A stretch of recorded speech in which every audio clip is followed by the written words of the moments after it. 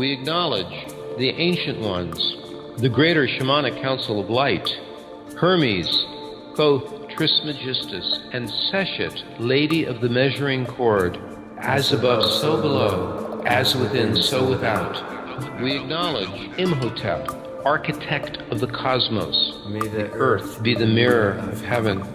We acknowledge the Sacred Order of the Magi, and all throughout history who knew, like now, a turning of the ages.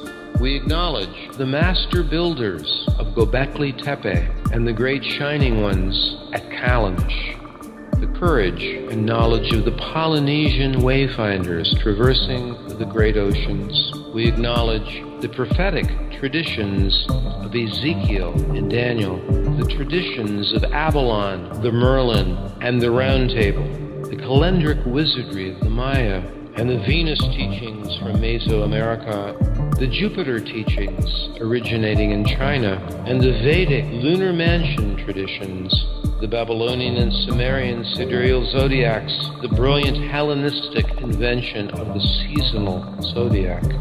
The Neolithic peoples around the planet, some still today, honoring the sacred connection between the land and the sky. The Tuatha De Danann in Ireland, who created a time of 2,000 years of peace, the builders of Newgrange.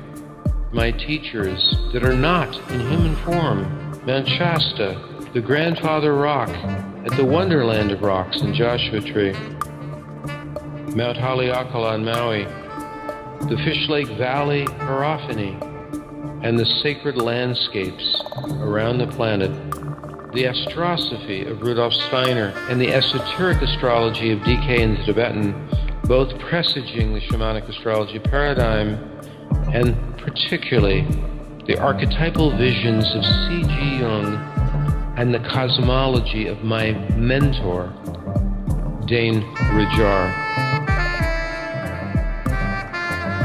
For these and more we give thanks.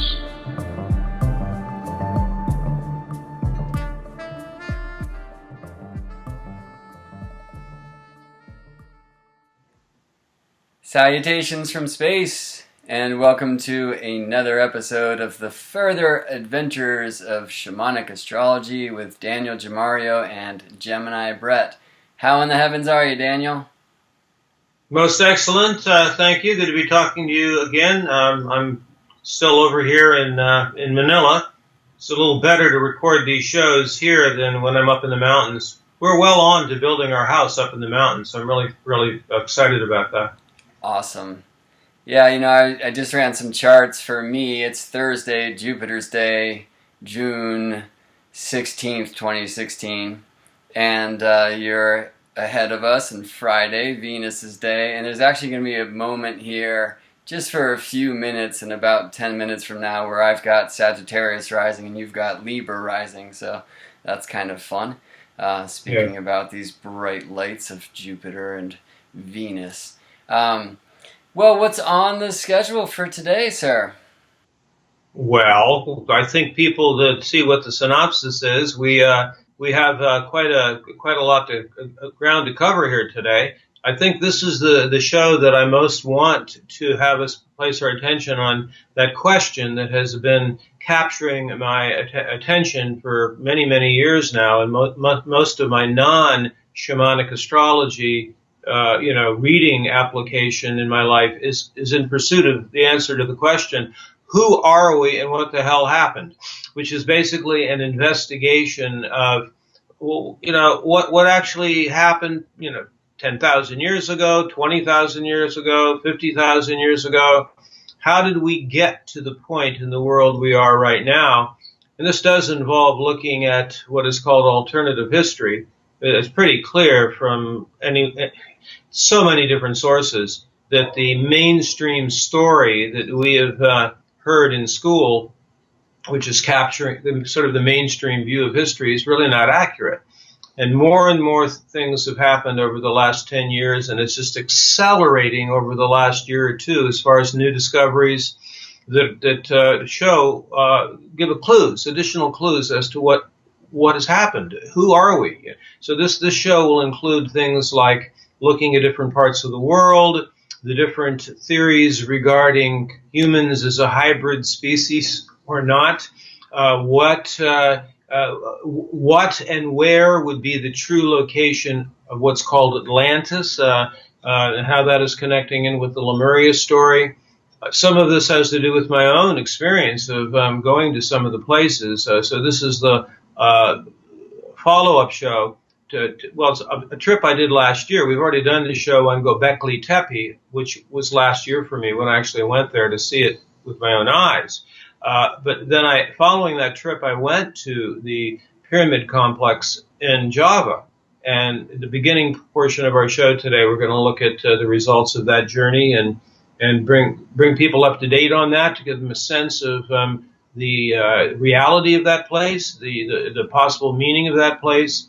And then we can begin exploring things like where was Atlantis, the different theories on that, and also the variety of different theories about what happened during the Ice Age, what happened during the events of the Lower Dryas, possibly two different flood scenarios that were occurring at that time. All of these things will be part of our conversation today. I was thinking recently, I mean, in astrology, there were these trends that showed up kind of with that Uranus-Neptune conjunction in the early 90s, being on one hand Project Hindsight and the translation of some of the ancient Hellenistic texts and this return to some neoclassical movement. But then on the other side, your work of reconnecting the chart to the sky and reminding us to look up and seeing, you know, with all of these kind of ancient history and alternative history pieces of evidence popping up now that are undeniable, that it was around that time of the Uranus-Pluto conjunction where a man stubbed his toe in Turkey and Gobekli Tepi was found, and also Graham Hancock's Fingerprints of the Gods came out. And that's such a important text in this alternative history movement.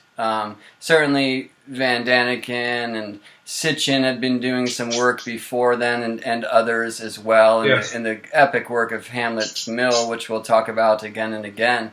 But this book, Fingerprints of the Gods, and then Graham's recent follow-up 20 years later, Magicians of the Gods, that Daniel's showing us now, showing us kind of a shift of, at least of what Graham Hancock, this wonderful alternative researcher, has seen, and where he once thought the ancient origins and Atlantis were then versus now. So can you catch us up to speed on that, Daniel? Well, yes. Back when that book came out, and several other books at that time, they were pretty much influenced by a book called When the Sky Fell by Rand Flemath, I believe is his name. And we have his website is on one of the resources for today's show. And he was of this view that Atlantis was actually in West Antarctica, and that there was this event that happened 12, 13,000 years ago that shifted the crust of the Earth, where that West Antarctica was actually up closer to where New Zealand is now, but then it shifted, and this also was the same event that shifted the Earth's crust in Canada further south. So therefore, you had the melting of the glaciers really quickly, of the same shifting of the crust. A lot of people were really into that view at that point. But now, because of recent work in Java and some of the other things that have been discovered in Indonesia, the ancient cave paintings of almost the same style that is in France and Spain and Germany, that pushes back our knowledge now that there were intelligent humans building, like civilized kind of activity in Sulawesi and in other parts of Indonesia way back before the Ice Age events transpired. It's possible that this place that we're going to be seeing pictures of in Java, the Ganung Padang complex, it does go back to before the glaciation, and that actually the civilization of knowledge of not not the kind of technology we have today, but other kinds of technology that were associated with the megalithic cultures, basically ocean journeyers, wayfarers. They basically had mapped out the entire Earth because of their skills as navigators on the ocean, and they spawned a worldwide culture. I mean, there may well be evidence of structures in Antarctica, even though all of those stories that came out in 2012 or 2013 about seeing pyramids in Antarctica, they have been debunked. I mean, those are basically hoaxes that were perpetrated using, unfortunately, how easy it is to do today, but photoshopping different kinds of landscape. So there's no evidence at this point that I'm aware of about there anything under the ice in Antarctica. There could be. There could have been, satellite outposts of the civilization that was taking place during the Ice Age time. I'm pretty clear at this point in my own direct experience and research that the center point of the world culture during the Ice Age was in this area called Sundaland, which basically is from Malaysia down to the Indonesia area, and including Borneo and all the islands there, which were above water. It's technically not an entire continent. It's a long peninsula that stretches down from Thailand, Malaysia area, and then it creates this whole area that was a fertile place. Recent research has shown that the origin of agriculture was actually in Malaysia. That this goes way back. It's not China. It's not Taiwan. This is all like recent discoveries. So what the hell happened there that buried so much of its landmass underwater? Well, what I'm speaking of is the pyramid structure, Ganung Padang, which is up at 3,055 feet. So it's on the top of a volcanic structure. It was always above water.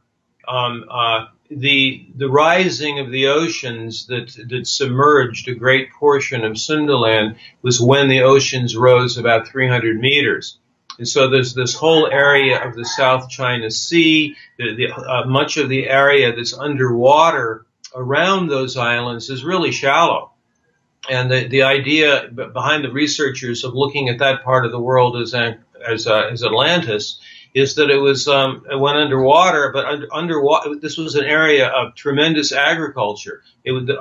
Millions of people were there, and then when the water came in, then it was necessary for them to leave that area. But there are still all these structures that are still left in Sulawesi, in Java. There's many sites in Java. It's beyond the scope of our talk today to go over all the other places in Java and Sulawesi. We're providing some links as part of the show to that. But the place that is easily visitable now, due to the great work of Danny Hillman, the archaeologist from Indonesia, who's been doing research there, you can go there and you can actually see this place that is still used today as a place of initiation. Gunung Padang means illumined bright mountain. That's in the older language, in the Sundanese dialect. And they still do initiation there. We went there, and one of Danny Hillman's assistants, named Jai Nudin, is the one who took us around and shared with us how it's still used as a place for vision quest. And people go up there to do all-night vigils and other aspects of a spiritual journey. It was known as a very spiritual place. And anyway, you can see in some of the pictures here, the first shot is of the surrounding territory. And then as we go through these different slides, these different pictures that I took when I was there, you can see the approach going up to where the stones are. This is only the top level. Danny Hillman says that there's a second level and a third level, including one that goes back, according to him, as far back as 22,000 years. The one that's on the top has been in use for thousands of years. It had been pretty much forgotten about, because, when the Islamic juggernaut came through and overlaid that entire animist culture with Islam, only Bali was spared. Java was not spared, but they didn't destroy everything. So Ganung Padang was there. People knew about it, but it was not being used, and it was so-called rediscovered, by Westerners in 1913. But then also recently, a lot of excavation has been done there. I have to mention here that it is somewhat controversial because the government in Indonesia, which they had a new election there last year, previous guy in charge there, who was more of a military dictator, was actually in favor of the research. So they basically allowed for the excavation, and it was, the government thought it was pretty cool, this idea that Indonesia might have, had this history that was, predating, European or Western history. But then the new president is not so into it, so that much of the research and excavation has been kind of shut down. Those that are interested can follow Danny Hillman's Facebook page, and every now and then there's articles that come out about the ongoing investigation. But it really splits people. I mean, anyone who has any axe to grind about alternative history, or those that are Islamists, they don't want anyone to know about this. And yet we were there, we went there. It's a spectacular site. It's incredible to think that there's other layers underneath, including a large underground chamber that has been seen through radar imaging. And as we go through these shots, you can see the arrangement. It's on 5 levels, and each level was designed for a particular type of initiation. I actually am demonstrating in these photos the position that you would lie in, and in some of the places where you would actually be looking at different alignments. The top level is the cosmological night sky point, where it has alignments with stars and the directions. A somewhat lower level is where you actually do the meditational practice that allows you then to be allowed to get to the next level. This was still remembered by the people there, and some still do it, because that area has elements of a Sundanese previous approach to understanding who we are as human beings that was not entirely overlaid by Islam. Yeah, certainly political and religious suppression of the evidence of ancient cultures has been long-standing, and at the same time, the stones don't lie. So my understanding, and I haven't been there, but was that it was always known that there were ancient ruins of an old temple on this mountain, but now, oh, holy smokes, the mountain itself is an ancient temple. Right, and the whole thing may actually be a pyramid structure. We have all of these different layers and levels that go down back to a time frame of 22,000 years ago. And one of the things that Zainuddin said was the purpose of the mountain was to illuminate your vision and your heart. And so there's some people who are still going there for that reason. We certainly felt that when we were there. It was a very high experience. I could really feel something there, and not too many people go there. So anyone who ever goes to Indonesia needs to go there just to sense into it and feel it. You can read about it, but to actually go there and experience it is really, really important. Same as Gobekli Tepi. I mean, Gobekli Tepi is still not mentioned by the mainstream American investigators. They don't want to talk about the fact that this really exists. And plus, you and I have been sharing our looking at these videos of the stuff they've been finding in the Caucasus and the Ural Mountains. So that's a whole other stream that is very connected to what Andrew Collins believes happened, which was there is this it's the place where the hybrids took place, which was in that area. when different other strains of human beings mixed with the Cro-Magnons, and for a while created the Watchers, the giants that seeded certain elements of civilization as we know it today, particularly big agriculture. Yeah, certainly this idea of the illumined mountain has been, in a sense, global or alive in many cultures, and there's some of these places where the political threads of our current time won't allow us to go. I mean, including Mount Ararat, in a sense, Sinai, where was that? Some people suggest it was the Great Pyramid itself. But let's unpack this idea of hybrids and the Watchers and, dive into some of these mysteries of Scripture. They're very interesting.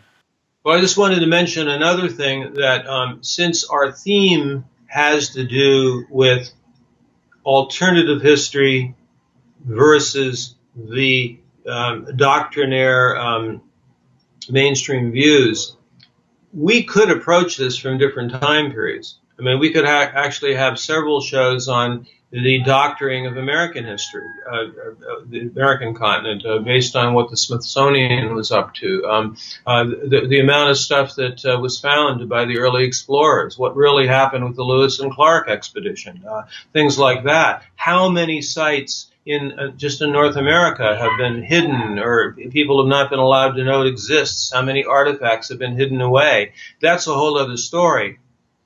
We could probably go to almost every part of the world in more recent times and find that. It's certainly true in Scotland and Ireland. Certainly hugely true in South Africa, where that stuff was like covered up. Some say it was entirely covered up by the British Crown that knew that all the gold was there, and so that's the reason they sent down 200,000 soldiers, back in the late 1800s in order to guard it all. We could do that, but what I'm doing, what I'm hoping this show is about, is going back further. So it's like we're putting our attention on the time frame from the events of the Lower Dryas, 11 to 13,000 years ago. The two different events. There were apparently two different things that took place then, possibly even two flood scenarios. But then taking it back to like a whole processional cycle, back to 22,000 years ago or beyond, which would then also include different North Stars, different cosmology. And I would also like to suggest at this point that this show, which is more on the level of alternative history, is going to then lead into our next show, which will be on the astronomy and the astrology of it, which is looking at the processional ages from a number of different directions. That'll be really fun to be able to do that show.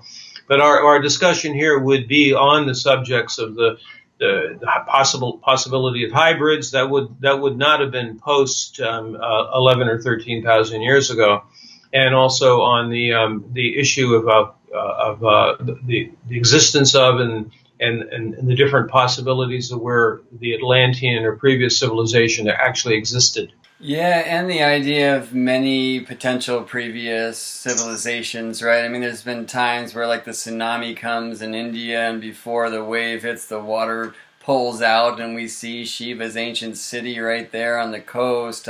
From space, being able to see Rama Setu, Ram's bridge from the Mahabharata that connects still underwater Sri Lanka to India. And so, and I'm going here in a couple of weeks to the Northeastern America, and I'm going to move around a lot of these old temples that just feel like they should be part of our American history, but they're not talked about. It's interesting you're bringing up here about India. Okay, we provided a link as part of this show to the most recent discoveries in northern India that now push it back 2,000 or 3,000 years, back to maybe 8,000 years ago of a high culture there at that point that clearly predates Sumeria. And this fits into the Sundaland hypothesis incredibly well, because the old stories say that after the final floodwaters inundated all of that area of Sundaland, the place that was most directly connected to the previous culture was India.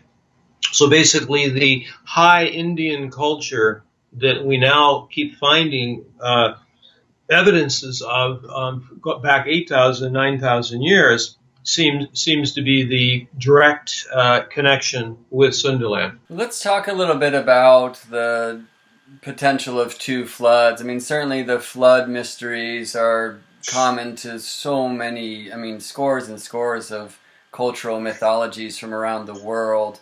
And just to share, and I really recommend people check out either Magicians of the Gods, Graham Hancock's recent work, or you can find on YouTube some interviews with him about this work. And he's been bringing a lot of information in coalition with Randall Carlson, who's kind of a self-initiated ancient geologer. And they speak in kind of the gist of Magicians of the God.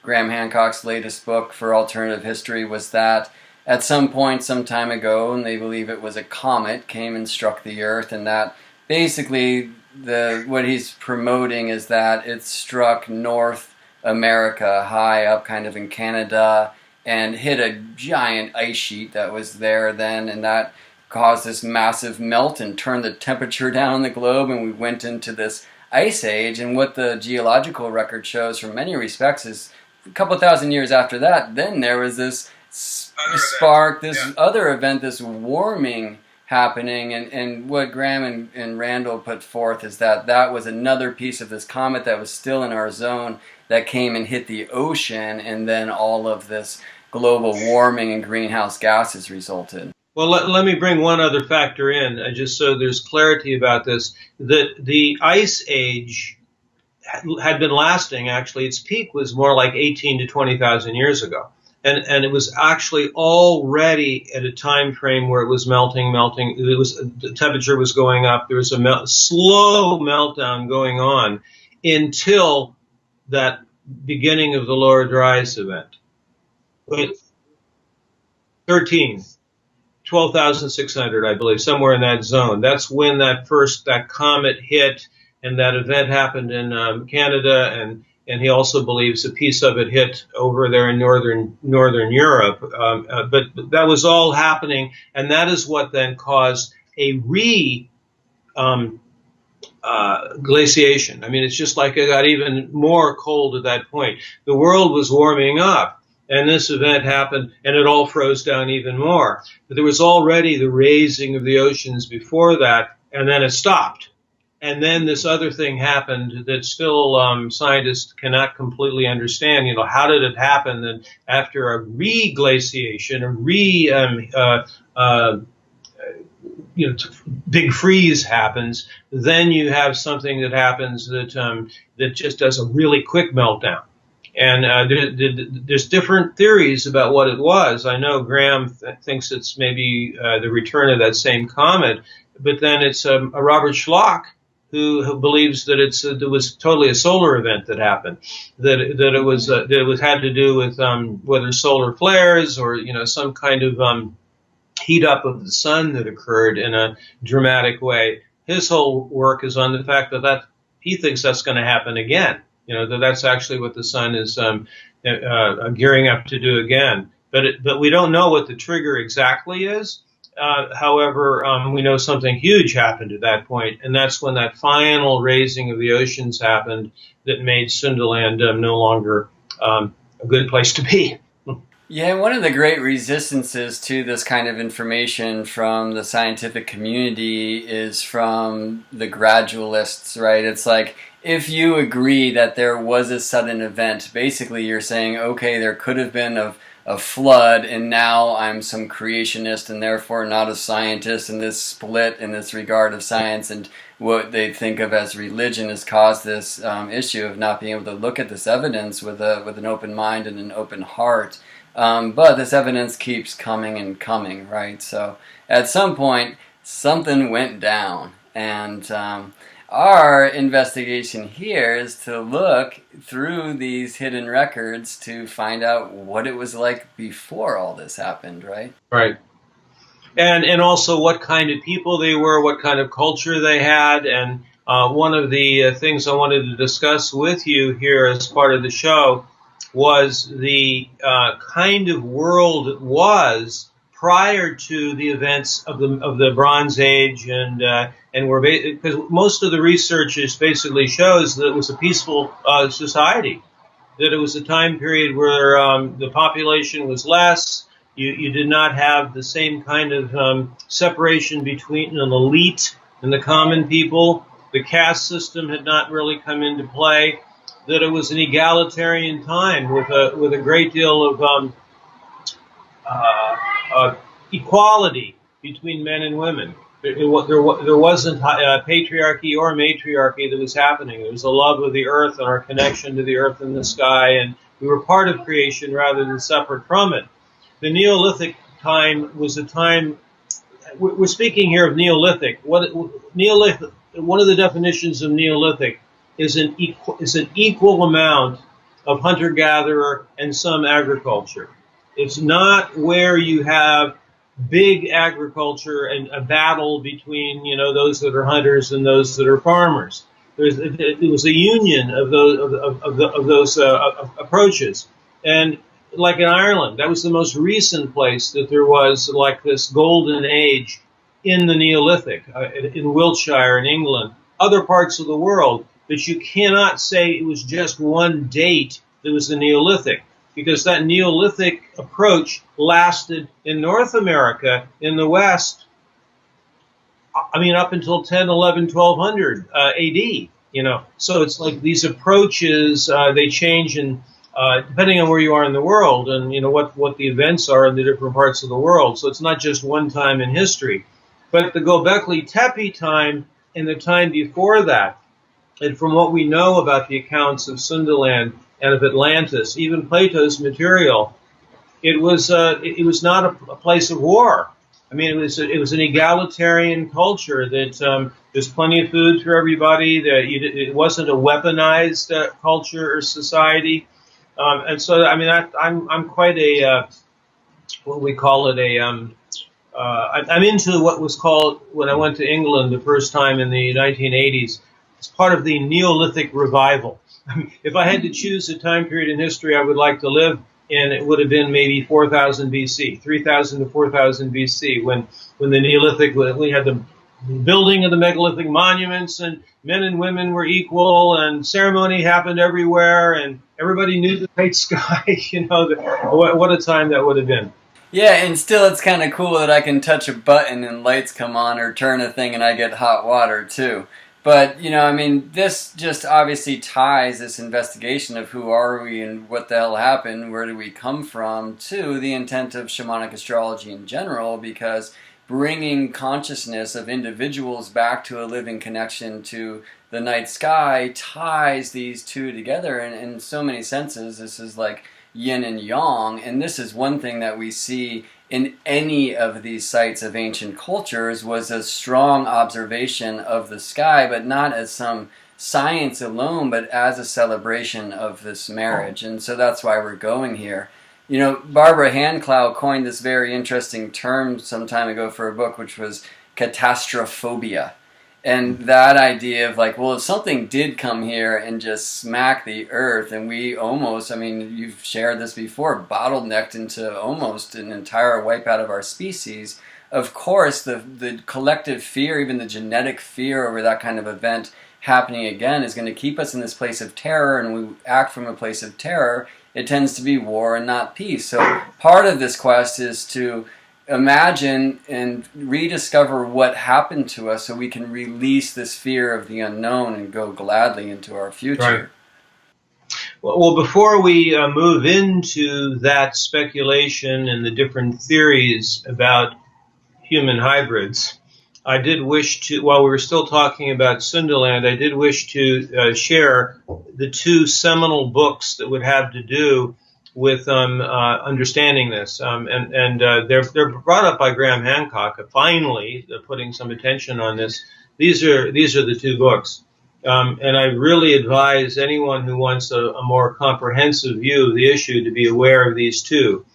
Stephen Oppenheimer, who's a great DNA researcher, Eden in the East, and then also the late great Professor Horacio Santos, who died right when he was at the point of releasing more information about it. It's called Atlantis, the Lost Continent Finally Found, and it has that description, the picture in the book of Sundaland. I think you probably have a slide of that we can show people again. But those are some of the source material that finally Graham Hancock started to become aware of. So much so that he's now shifted his attention. In fact, that entire book, Magicians of the Gods, he never mentions once Antarctica thesis, even though that was the whole deal that he was into in fingerprints.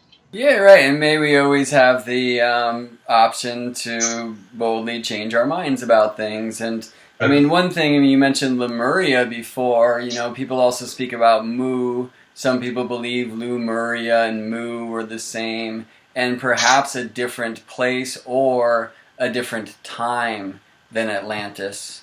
So there's so many ways to go into this, and it would seem that there's a cyclical patterning of a building of a human civilization in the race, and then it kind of breaks down and comes back around again. Except on that point, though, in this particular time frame we're looking at, from the Lower Dryas, say back to 25,000 years ago, that what we're speaking of here in this conversation is not a mythical Mu or Lemuria, but we're really using those words in this context refer to the same place. That is, if you happen to be in North America, then you call it Atlantis. But if you happen to have a reference point to Asia or Polynesia or to the area of Southwest Asia where Sundaland is, then that's Lemuria. For example, the Hopis speak of Lemuria as where they've come from, but they're speaking of Sundaland, actually, because there's an interesting book where a Hopi elder talks about how their people originally came across the ocean from after the flood and landed in South America. And the first Hopi city was actually Tiwanaku. And then they moved up,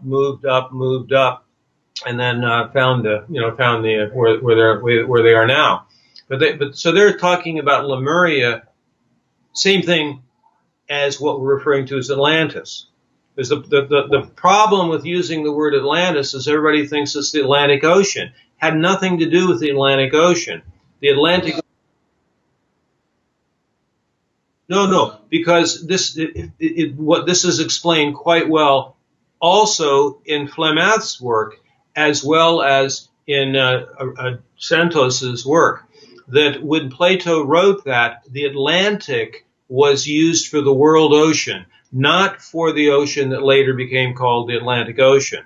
Right. Well, but the Mayans claim to have come from Atlan, and they're pointing in the other direction. So, this thing's a mystery, and I think, what I'm hearing from you is that Lemuria, Atlantis, the same place, just different cultures had different names for it. I'm not saying that it's not possible that there wasn't further back something else. Uh-huh. But in the context of the time period of the Lower Dryas back 20,000 years, in this idea that there was a culture with certain megalithic technology, with agriculture and seafaring technology, boats, and knew the whole world and so on. And with technology, we don't even know how they built the megaliths, but they knew how to do it. Where you somehow turn stones into almost like butter, right? I'm describing where that place was. Right, I'll just put this forward, Daniel, because it feels so true to me, and I was shown this in a vision, that Atlantis was actually the name of Earth.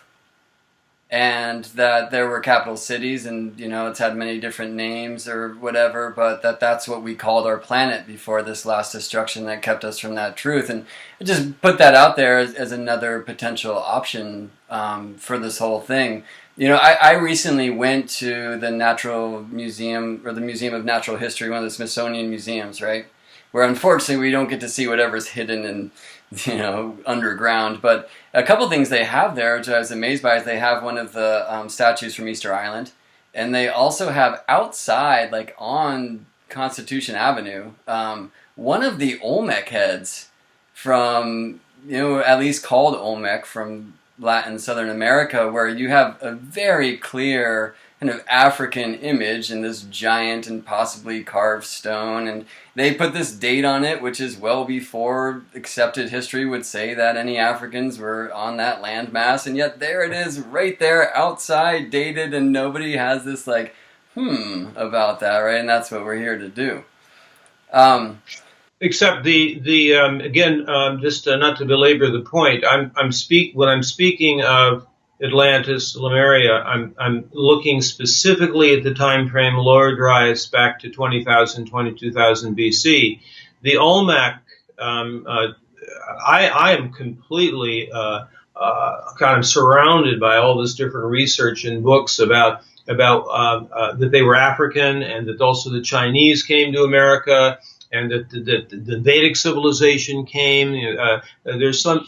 So many think that the Tohono O'odham in southern Arizona. I mean, their language is very similar to languages in India. So there's these. I'm sure the diffusionists have the correct thesis, and we could actually do a whole show just on the Olmec issue, or the the DNA of where the Native Americans are from. But I'm just specifically using the phrase Atlantis or Lemuria regarding in the Sundaland discussion. I'm just talking about that time frame, about where the center part of that world civilization was during the Ice Age, because it certainly wasn't happening up under the glaciers. Right. Yeah, I mean, and people have spoken about the Atlantic Ocean. I mean, there does seem to be some sidereal radar imagery from some recent surveys around Cuba that seem to show ancient roads and cultures and even a massive pyramid. I mean, whether that's true or not, look into it. Also, the folks at Dem-en-Hur, the incredible kind of new civilization in Italy, who claim to have time traveled to Atlantis right then. Are we going to believe these cats? But they have some images of an island that seems to be very similarly fit to space-based views of the Great Atlantic Rift. So, I mean, I would just love to not to debate here, but make sure we leave it open to the potential of many different places and I'm no different than Graham, who I'm sure would have argued vociferously for Antarctica back 20 years ago. And now my main deal is I'm not at all attached to the idea it has to be that. It's just that all too often it's ignored. People will write entire books about Atlantis, and they say, oh, it's the coast of Spain, or oh, it's Crete. Or then there's those that are totally only believing the Edgar Cayce theory, that the places that, on the other side of so-called Atlantic Ocean. So what I'm trying to do is bring in this awareness of this other part of the world. And that's why my hat goes off to Graham for bringing that in and taking seriously these books that almost no one has ever read regarding the research from over here. And your boots have been on the ground. You've been to Gobekli Tepi, and you've been to Ganung Padang very recently. So you have been illumined by the mountain itself, right? And of course, you're here to bring that information to us, and that's a lovely thing. So, well, you want to talk about hybrids a little bit? Well, where should we start on that? Because maybe we should start with one of the two main hypotheses. And the one that is more recently promoted by Michael Tellinger, that works off of the material of Zechariah Sitchin.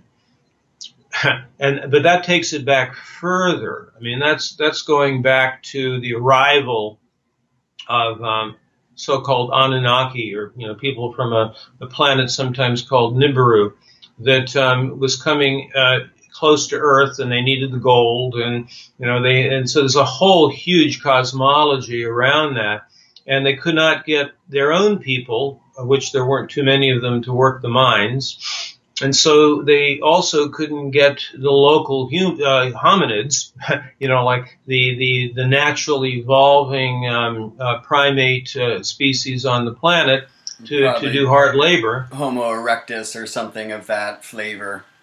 Yeah. Mm-hmm. And so they created a hybrid to be a slave species, a worker species, to work the mines for them. And then it's a rather long and complicated story.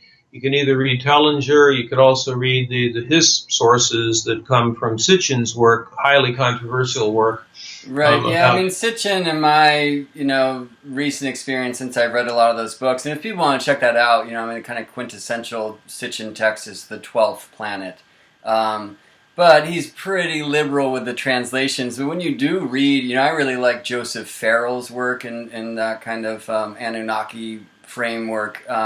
When you do read a lot of this Sumerian stuff, I mean, they are clearly creating some kind of hybrid, And, I mean, I think Sitchin talks about how growing up like pretty devout Christian, his impulse for this research was, what the heck are the Nephilim, right? This thing in the Bible where after the sons of God mated with the daughters of man, and this is why God brought the flood because it was so taboo, or the gods, since the word is Elohim, which is plural and masculine and feminine, that, like, what were these things? And that led him into the whole kind of Sumerian trip. And, I mean, and those tablets haven't been translated for so long, so all this information's coming back, right? But I find more and more, I shouldn't say resistance, but there's so many people that are just like die-hard Sitchin and taking that like as the word instead of going back to the original source material, and I think that's always important for us to consider, right?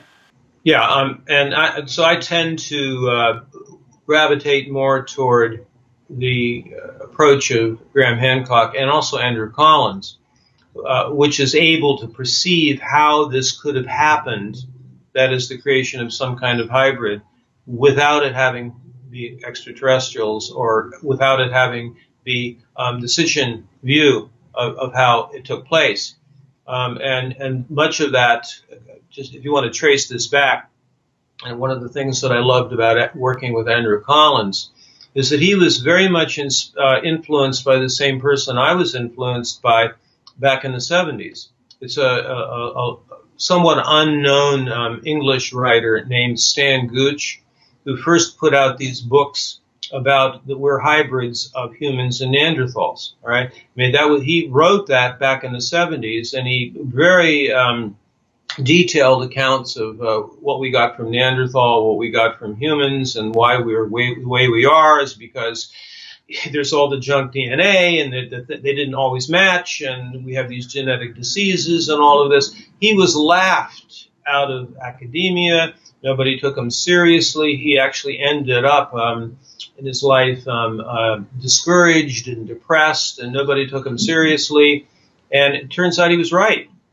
We know there was interbreeding, not only between us and Neanderthal, but also Denisovan and other possible types of humans that are not the ones we are today.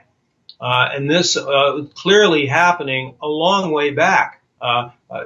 Basically, Andrew Collins thinks there was a version of, there was a big event that happened in the Caucasus and Urals and that area of the world that was before the end of the Ice Age.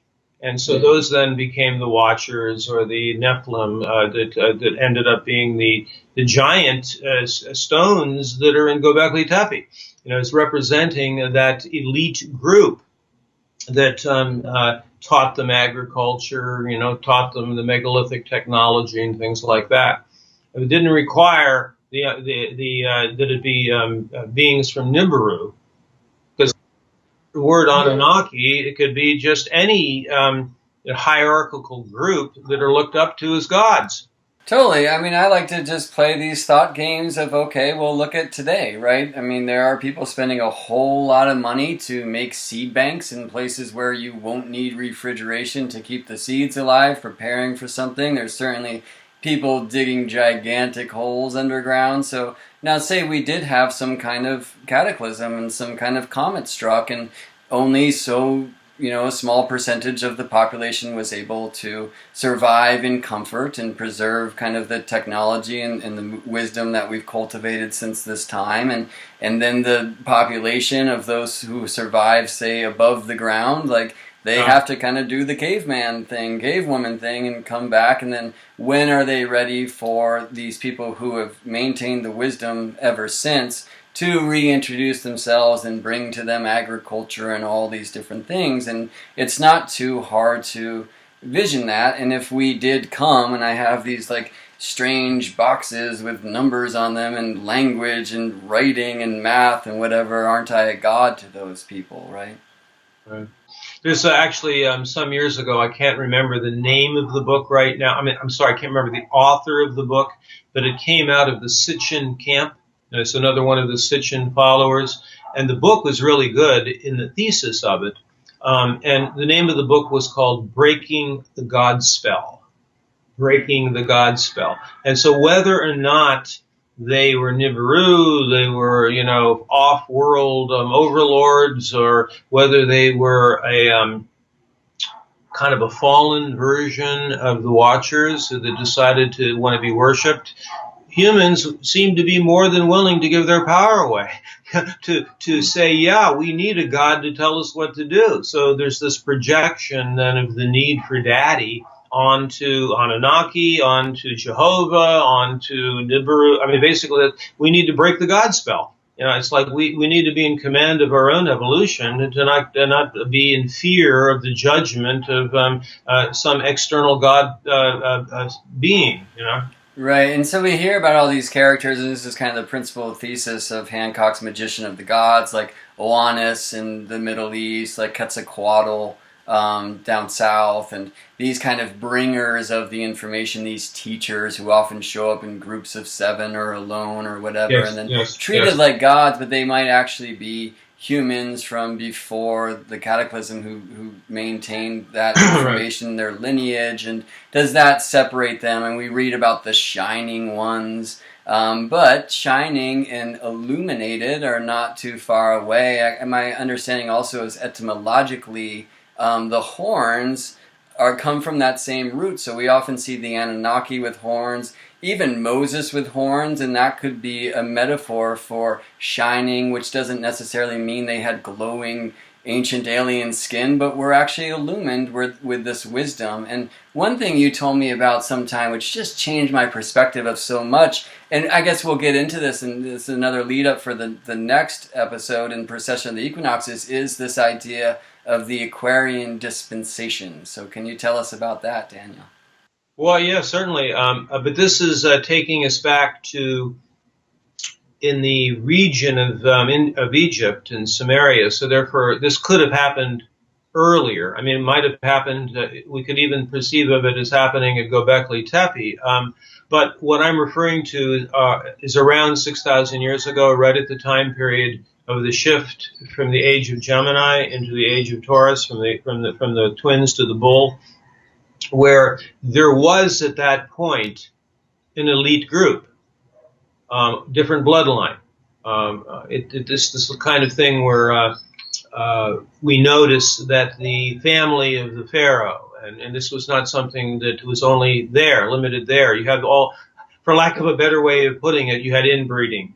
It's like you would end up actually marrying your sister if you had to, in order to keep the same bloodline and not to connect it with the rest of the mass of humanity. Well, according to the Aquarian dispensation, the more enlightened members of these elite groups, whether they were the king or the queen, the pharaoh, some of the high priests, priestesses, maybe the Brahmin caste, if we go to India and bring that in, that they were aware that there was going to be a change, like we'd say a turning of the ages, that it would be necessary that these bloodlines would be spread to everyone. And one of the results of that would be the loss of the knowledge. Basically, that even the enlightened members of the elite, the good ones, as it were, not the ones that were just trying to be petty dictators and, we want to be worshipped as your God, but the ones that are really wanting to help humanity, knew it was going to fall. It was going to all the knowledge would be lost. Nobody would know how to build megaliths anymore. We'd go on and on about what the loss of the culture was at that point. But they also knew that there was a reason for it, which is that at a certain point, the time of the, quote, age of Aquarius, when the spring equinox moves into the water bearer, that at that point, the purpose of the loss would get to the point of where the program for infinity, the whatever was in the blood that allowed one to connect directly with spirit, with great mystery, would be spread to everyone. And so therefore the Aquarian dispensation is not like we need to have the return of Jesus or something, but rather it's the recognition that every human being is potentially illumined, So that was the Aquarian dispensation. And so the elite group 6,000 years before knew that was happening.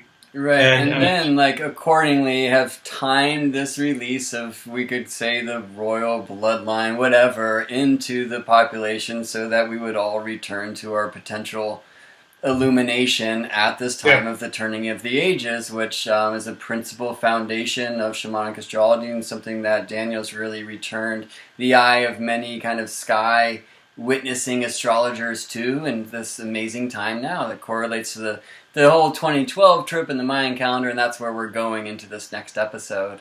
There's something that we left before I had this opportunity to ask you a question I'm really interested in hearing. What, before the merging, if this was the case of the hybridization of Neanderthal and human, if we will, or what's your feeling from your research and also in your heart around what the Neanderthal culture were? What was this being? Just in the last, I don't think I have a link exactly on this for today's show, but just in the last 6 months, they found that some of the caves that they assumed had the paintings of Cro-Magnon they found Neanderthal artifacts in those caves. So that there's now an evolving view that actually the cave painters were not just the ones closer to us, but that the Neanderthal were way into that they also were cave painters. One of the things I find intriguing is that, I don't know if you remember, there was this writer back in the 70s or 80s, Jane Owl, I can't think of her name right now. She had a whole series of books about the clan of the cave bear and other follow-up books. And she was an original champion of the Neanderthal, that they were the matriarchal ones, that, they were the ones that had the non-warfare approach and so on. It was the Cro-Magnons that were the warlike ones. And so she championed that view of Neanderthal that was entirely different from that they were brutes, the caveman, it's like the Neanderthals were dumb or stupid or whatever, but rather seemed to have a far greater development of right brain stuff, that they were heavily into dreams and they knew about death and, so they were far different than what we used to assume about them. So I think they had a lot to contribute to us. In fact, if anything, they might have had more. Too bad we don't have more of what they had. I think that today the Cro-Magnon thing, particularly with what happened in the Bronze Age and with the increase in warfare and the increase in storehouse of agriculture and patriarchy coming in, that's where we really started going downhill.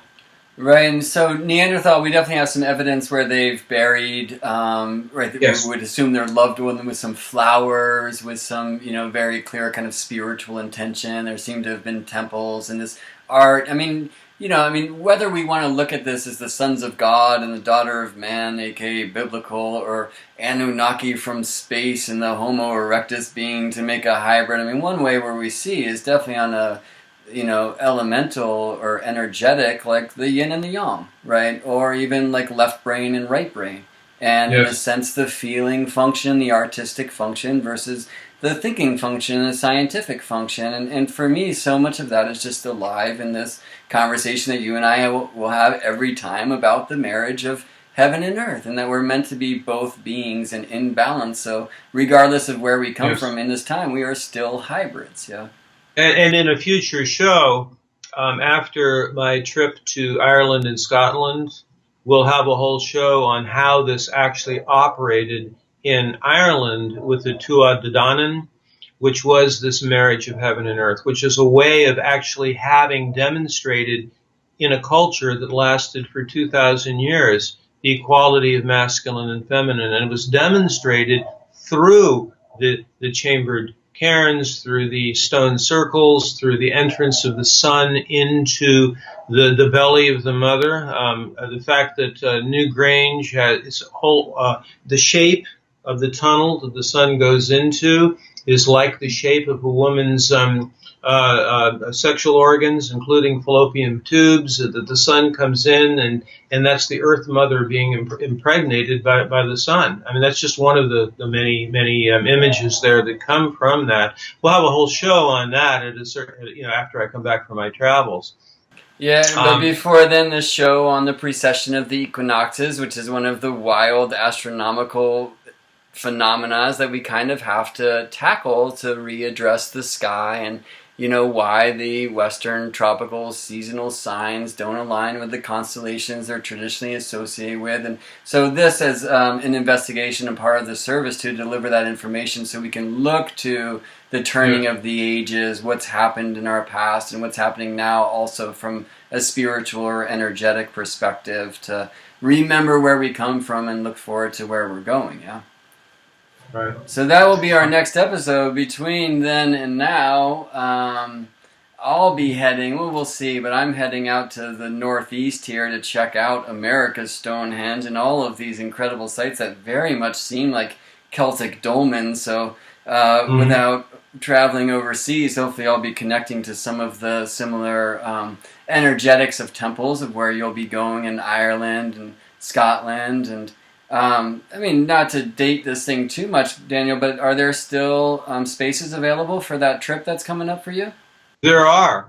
Actually, we just had another sign up earlier today, but we still do have room, particularly in the Ireland portion, but actually both portions. And you can actually do either portion. You can do them separately or together. It's 8 days in Western Ireland and Newgrange area of Ireland, followed by 6 days hunkered down in a wonderful little boutique hotel just a few miles from the Callanish Stones.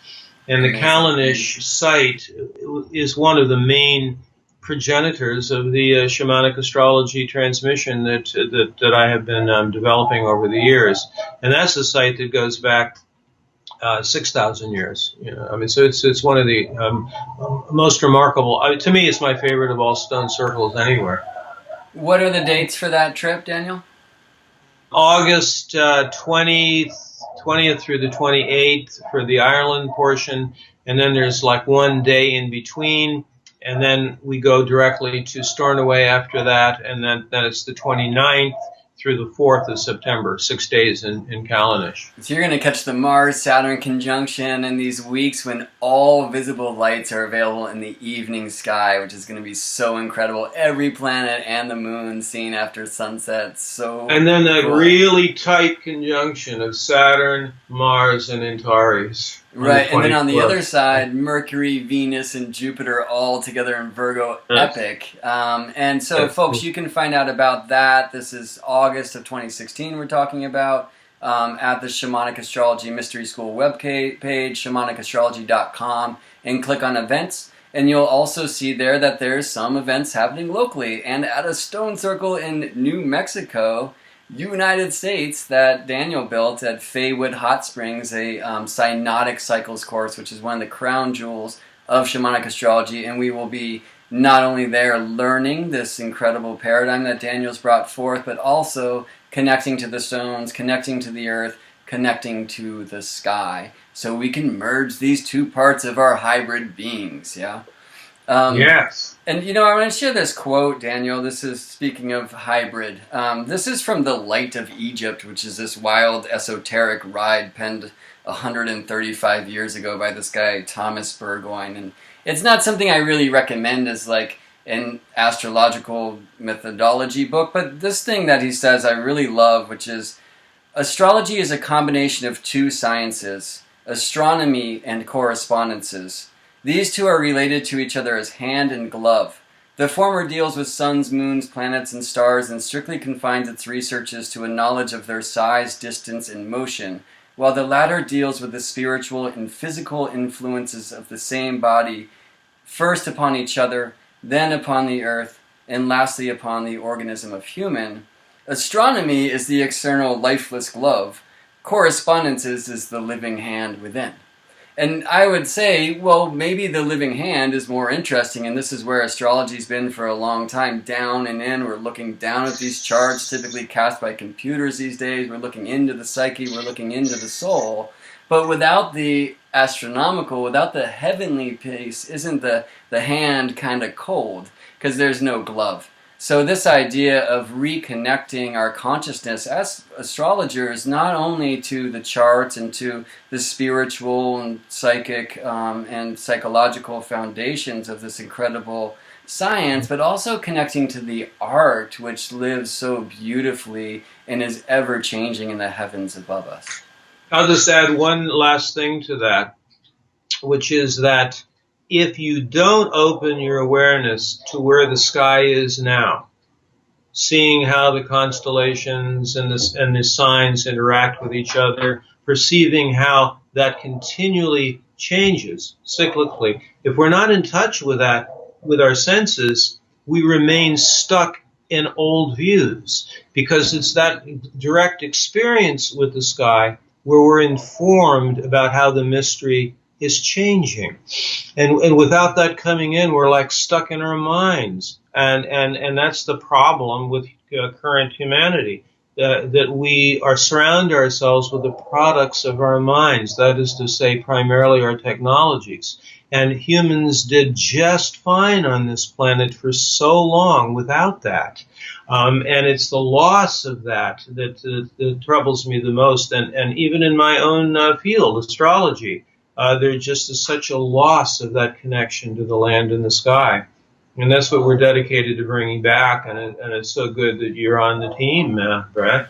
Yeah, thank you. And thank you for bringing me back as well. And I mean, and I'm really looking forward to this procession of the equinoxes episode, this next episode, because we'll bring some healing to this. I mean, a lot of people, like the astronomers, are just like, oh, idiot astrologers, like Libra's not even Libra.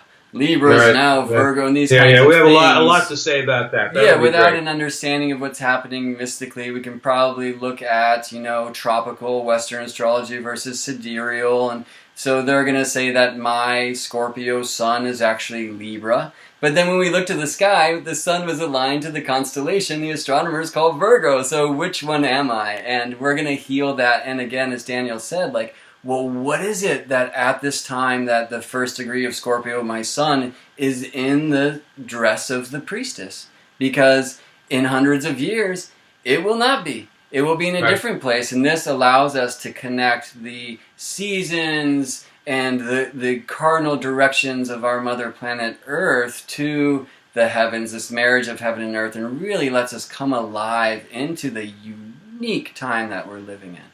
And since we have introduced these time periods of history back 25,000 years ago, we'll be able to relate this whole panoply of alternative history with the experience, the knowledge we have of the precession of the equinoxes. Because apply those two things together, bring out an even greater awareness of who we are and what the hell happened.